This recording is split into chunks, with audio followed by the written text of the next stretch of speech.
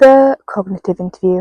So this interview is conducted by police officers, and its aim is to help put the person back in the time of the incident. It aims to improve the accuracy of eyewitness testimony recall in legal investigations and encourage the recall of specific events. Theories. Schema theory, eyewitness testimony. Fisher and Gaussman, 1992, developed the cognitive interview. They identified a number of ways that the standard police interview could affect eyewitness testimony recall of crime. Process. There are four main techniques used in the cognitive interview, guided by Gaussman et al. 1985. Resonate the context at the time of event, encouraging the witness to recall specific cues such as how they felt, the weather, the smells, the time of day. It helps put the person back in the time of the incident and may improve the accuracy of eyewitness testimony. This supports the cue-dependent recall. Report everything. This allows the witness to fully recall a narrative of the situation that gains an initial account without interruption.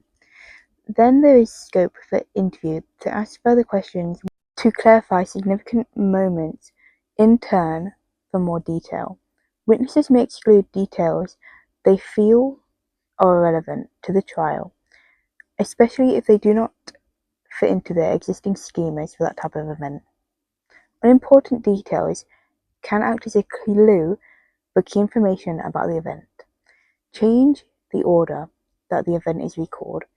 As we tend to remember a situation in the order that is supposed to happen, we are more likely to reconstruct a story and draw on existing schemas.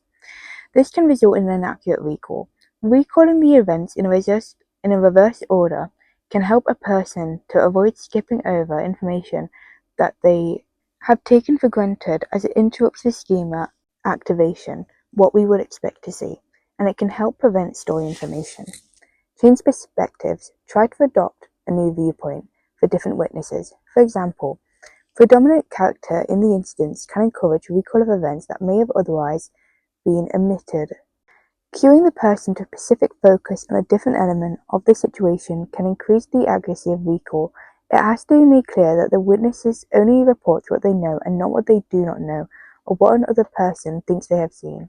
This approach will minimize the extent to which witnesses use prior knowledge or schemas to fill in any gaps they may have, which can result in inaccuracy. In order to ensure accurate information is obtained, the police officer will undertake the interview, ensuring they do not ask leading questions or provide a hint about the desired answers. Ethics. Cognitive interviews do try to remain ethical. To do this, the interviewers need to be mindful and remain impartial. Avoid asking questions that are leading. Aim to gather the truth. Don't make false promises to gain confessions. Do not deceive, and do not ask questions based on assumptions. Strengths. Gaussman et al. Found that the cognitive interview is more successful than the standard interview. With a cohort of 51 volunteers from a variety of backgrounds, correct items were 39.46 for the cognitive interview and 29.54 for the standard interview. Fisher found that 47% were more useful in gaining information in real interviews. The success has led to revised techniques called the enhanced cognitive interview. This has been shown to be more useful than the standard interviews, as it does not have the four components when interviewing young children, such as 5-year-old. Holiday, 2003. Cohen et al. 1999.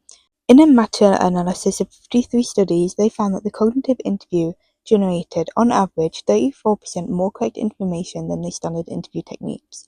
It was concluded that the cognitive interview is more effective at interviewing techniques than the older interviewing methods. It has improved the accuracy of eyewitness testimony. The cognitive interview may help improve the efficiency of the legal system.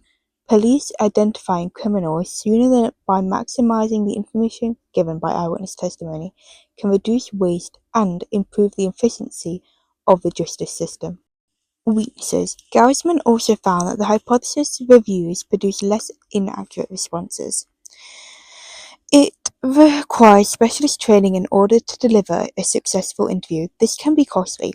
Individual differences may have affected information that was recalled, for example, weapon focus and forgetting. Asking witnesses to consider another perspective may result in speculation, despite instructions not to. Further research needs to be done in undertaking To establish all four components of the cognitive interview, what is required if one component has a greater contribute to the success than another. Using this approach is not always helpful at the scene of a crime when it's important to get immediate information as it's obtained to try to catch a predator. This crime scene can be chaotic, busy, meaning it's not always appropriate to undertake a structured interview approach. Ethical interviews, asking participants to mentally retrieve often very traumatic experiences, may lead to a lack of protection from harm, and it's against the ethical code of conduct. The amount of time interviews take means that in practice, even though it seems like a good idea to gather accurate information, it's not always the best. May increase inaccurate recall. Ken et al. 1919 found that 81% increased correct information recall, however, 61% increased incorrect information recall when the cognitive interview was used compared to standard interview. So here is a question and a mark scheme if you'd like to have a go.